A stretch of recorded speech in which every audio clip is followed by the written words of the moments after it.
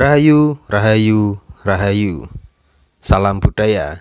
Kembali lagi di channel budaya. Indonesia merupakan negara kepulauan yang kaya akan budaya karena beragam suku yang ada di Indonesia. Beberapa negara tetangga mempunyai kemiripan budaya dengan Indonesia karena kesamaan akar budaya. Namun tentunya hal tersebut bukan alasan untuk mengklaim warisan budaya yang jelas-jelas asli Indonesia. Contohnya saja Malaysia. Negara tetangga ini kerap mengklaim budaya-budaya asli Indonesia sebagai warisan budaya mereka. Hal ini tentu saja memancing kemarahan warga negara Indonesia. Lalu, apa saja budaya-budaya Indonesia yang pernah diklaim Malaysia? Yang pertama adalah wayang kulit. Wayang kulit pernah diklaim oleh Malaysia sebagai bagian dari budaya mereka.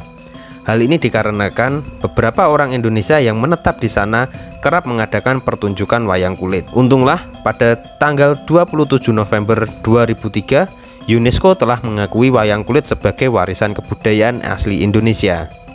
Yang kedua adalah lagu Rasa Sayange.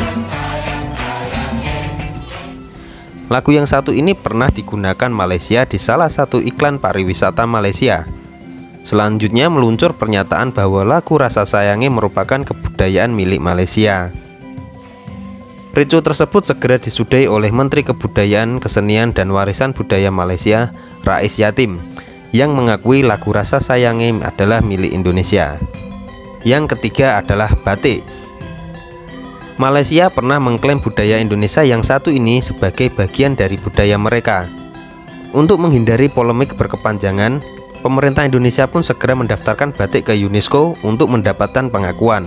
Meski setelah didaftarkan 3 September 2008, UNESCO baru mengakui batik sebagai warisan budaya Indonesia pada 2 Oktober 2009 setelah dilakukan pengujian. Yang keempat adalah reog Ponorogo. Klaim Malaysia yang mengatakan reog adalah bagian dari budaya mereka jelas mengada-ada. Dari namanya saja sudah tampak bahwa reog berasal dari Ponorogo. Untuk menutupi hal tersebut, Duta Besar Malaysia untuk Indonesia segera membantah bahwa Malaysia pernah mengklaim reog sebagai warisan budaya mereka. Yang kelima, rendang. Masakan yang disebut-sebut sebagai masakan terenak di dunia versi CNN ini pun tak lepas dari klaim Malaysia. Rendang pernah diklaim Malaysia sebagai warisan budaya mereka karena banyak orang Sumatera Barat yang tinggal di sana dan memasak rendang. Yang keenam, angklung. Alat musik khas Sunda ini pun pernah diklaim oleh Malaysia sebagai warisan budaya mereka. Kisruh berakhir setelah angklung terdaftar sebagai karya agung warisan budaya lisan dan non-bendawi manusia di UNESCO pada bulan November 2010. Yang ketujuh adalah tari pendet dan tari piring. Masyarakat Indonesia pernah dikejutkan dengan munculnya dua tarian ini di iklan pariwisata Malaysia. Malaysia menganggap dua tarian ini merupakan warisan budaya mereka. Padahal sudah jelas-jelas tari pendet berasal dari Bali dan tari piring berasal dari Sumatera Barat. Dan yang kedelapan adalah kuda lumping. Meski berasal dari Jawa, Malaysia pernah mengklaim kuda lumping sebagai budaya mereka. Hal ini dikarenakan banyaknya orang-orang Jawa yang menetap di Malaysia kemudian mewariskan budaya tersebut kepada anak-anaknya di sana.